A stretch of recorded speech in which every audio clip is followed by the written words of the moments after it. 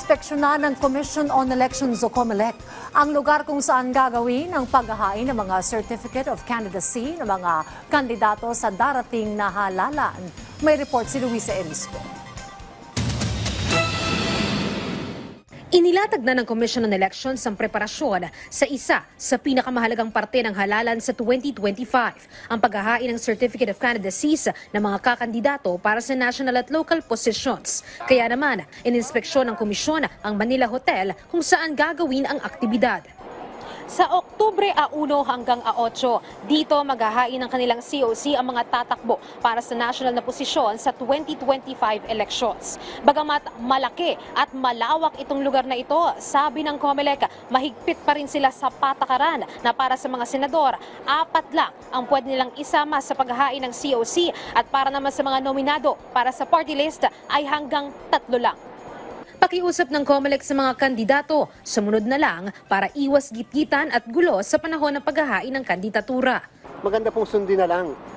Yung po ginagawa natin upang hindi lang para lang kayo sa pagsasama na madami, kung hindi ang purpose po natin dito, gawing orderly ang filing ng Certificates of Candidacy.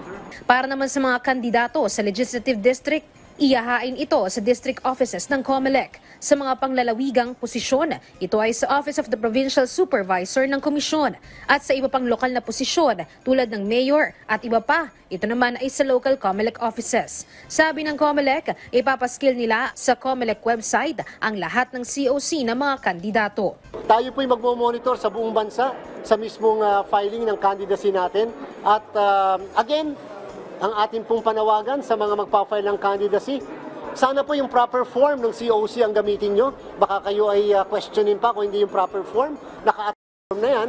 Siyempre, dapat kumpleto yung lahat ng items na hinihingi o datos na hinihingi ng Certificate of Candidacy. Dahil naman mainit ngayon ang issue sa pagsibak sa pwesto kay Alice Cuo bilang mayor ng Bamban Tarlac, kung sakaling maghain pa rin ng COC ang dating alkalde, tatanggapin pa rin umano ito ng COMELEC. Pero malabo na itong makatakbo sa eleksyon. Kahit anong kalagayan nila sa kasalukuyan, kung sila ay humaharap sa isang kaso o may desisyon sa kanyang kaso, tatanggapin po namin yan. Ngayon po, meron po kaming resolusyon na kung saan ang isang tao kapag merong desisyon mula sa Office of the Ombudsman, lalo administratibo at perpetually disqualified to hold public office, ay amin pong kinakancel ang candidacy.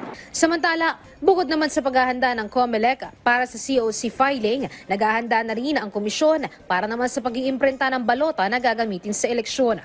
Ininspeksyon rin ng COMELEC ang mga bagong makina sa National Printing Office na mula pa sa South Korea.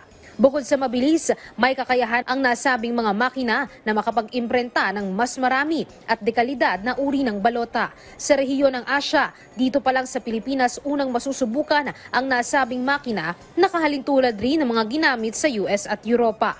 Sana nga, hindi lang ito yung pinapakita sa atin. Sana pagka nag-perform na, gumana na itong mga makinang ito, lalo na pagdating ng Oktubre, makikita natin yung performance niyan. Sana yung expectation natin ma-meet. At the same time, hindi ito pabilisan ng kung kailan mai-imprenta ang balota, kung hindi yung quality ng mismo mga balota na i-imprenta natin.